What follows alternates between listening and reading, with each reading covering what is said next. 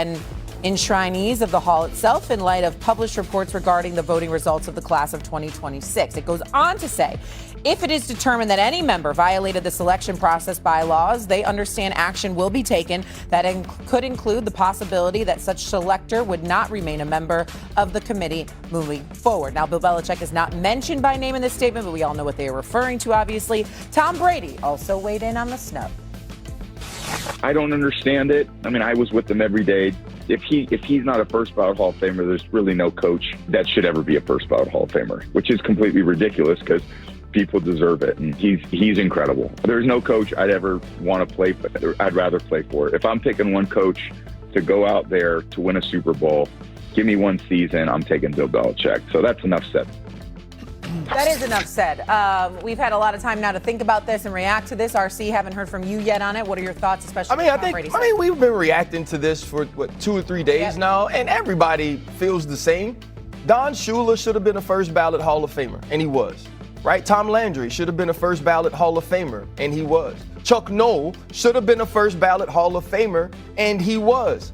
Just like Bill Belichick. None of those 3 coaches, who are all phenomenal coaches, who are coaches that should be enshrined amongst the greatest, would think to themselves, I had a better career than Bill Belichick. And then you hear all the reasons why this possibly could have happened. People are talking about Deflategate or Spygate, whether he treated the media in the way that says he should be in. And I say bullcrap to all of that. Because the bottom line is, what did you do on the field? What did you do in between the lines? What did you do inside the building? What did you do in the most important moments? And everybody knows there was no one as good as Bill Belichick. There's no one that's left a legacy on the game the way Bill Belichick has. The reason that there are so many players from the New England Patriots teams that are in the Hall of Fame right now is because of Bill Belichick, whether it's Ty Law, Richard Seymour, Rodney Harrison should be. Obviously, Tom Brady is going to be a first ballot Hall of Famer.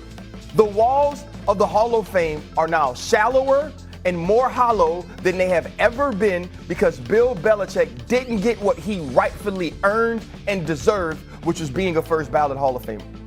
Yeah, my question that I remain adamant about is, what a great opportunity for the Hall of Fame to make it right. And I know that this isn't the participation trophy thing people are throwing out there. There's a new voting process. It obviously is flawed. Why can't the Hall of Fame take a step back and be like, let's check what actually happened out here and make this right? There has not been one person that has come out that has made a justifiable reason for Coach Belichick to not be a first ballot Hall of Famer. This is obviously a big deal. Unless someone does, why can't the Hall of Fame take a step back and be like, you know what, we reevaluated. Everyone makes a lot of good points. The process is a flawed process. Let's make sure that we do this the right way. Because the right thing is to have him in as a first ballot Hall of Famer. I understand that everyone's up in this uproar of like, no, you can't go back to vote. Why not? Why can't we just do the right thing? Why can't the Hall of Fame do the right thing and realize the egregious mistake that has happened? Unless those voters come out and justify their reason for not putting him in, then either take their vote away or rectify the situation. Just because it's never happened before doesn't mean it can't happen in the future, because for everyone that sits there and says, well, personal bias impacted, of course it did. They're human beings. Trust me, when you vote for awards, bias will play its part, but bad blood should not. And at least by reports, to RC's point, bad blood has played its part in here. And then the other part is this: who's next? Who's next? Who's going to be the next person to suffer the consequence of you were mean to me in the locker room? Because here's the thing: if people are going to use the Spygate, Deflategate as part of this, Tom Brady was on those teams, Randy Moss was on those teams, Rob Gronkowski was on those teams, Mike Vrabel was on those teams. There's a couple of. Teddy Bruschi was on those teams. No, Ty Law was on those teams. Richard Seymour. There are people that are Hall of Famers right now who are on those teams. And the first thing I tweeted was, if that went into the reasons Bill Belichick is not a first ballot Hall of Famer, then Tom Brady shouldn't be either. And that would be outrageous if Tom Brady doesn't. Tom Brady's whole presentation should go like this: whoever's representing him in the New England Patriots, the Tampa, whoever it is at the time, they should walk up and go, Tom Brady. Everybody in the room should say I. And the same thing should have happened for Bill Belichick. Good point. S.A.? Couple of things. Number one, we'll address both of you not wearing a tie another time, okay? Because we'll address that, especially you, Dan. Oh, you had a black hoodie on. You and you know what I'm saying? I mean, we'll talk about that with RC. RC, I mean, you know, you're supposed to be the black Zoolander, the male model. We'll talk about that later because that's not how you're looking this morning. Secondly, I'm gonna tell you this before you finish, when your hairline can look like mine, you don't need no tie, brother. Yeah. Let me tell you something right now. You know what? I'm glad RC brought that up.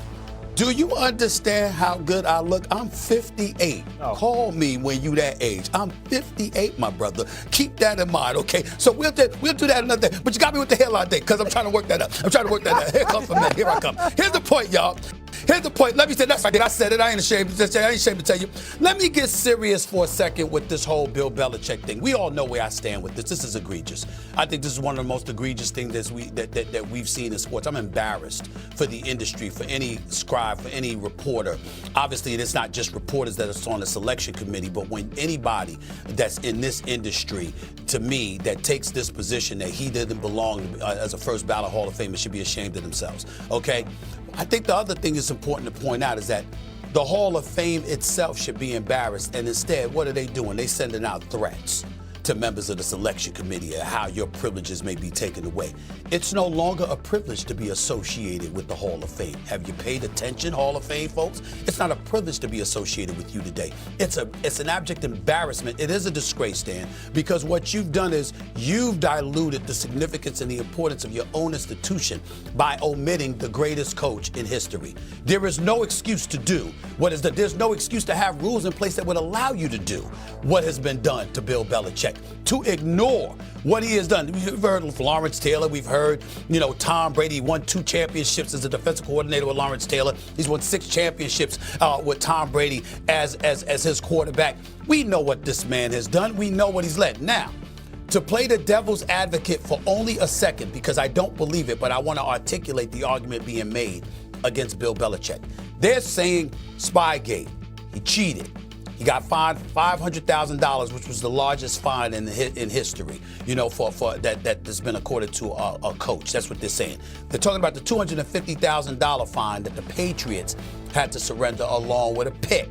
They're talking about those things being associated with Bill Belichick. And then they bring up Pete Rose and gambling. Or they bring up a Barry Bonds that has been, denied Hall of Fame entry and stuff like that. And they're like, what makes Bill Belichick so different? I'm like the 3 Super Bowls before Spygate and the 3 Super Bowls after. How about that as an argument? To me, when you have the kind of resume that he has had, it is just shameful to omit him from it. But here's where it's getting interesting. I'm on my radio show yesterday. I had a couple of guests and I had callers calling in.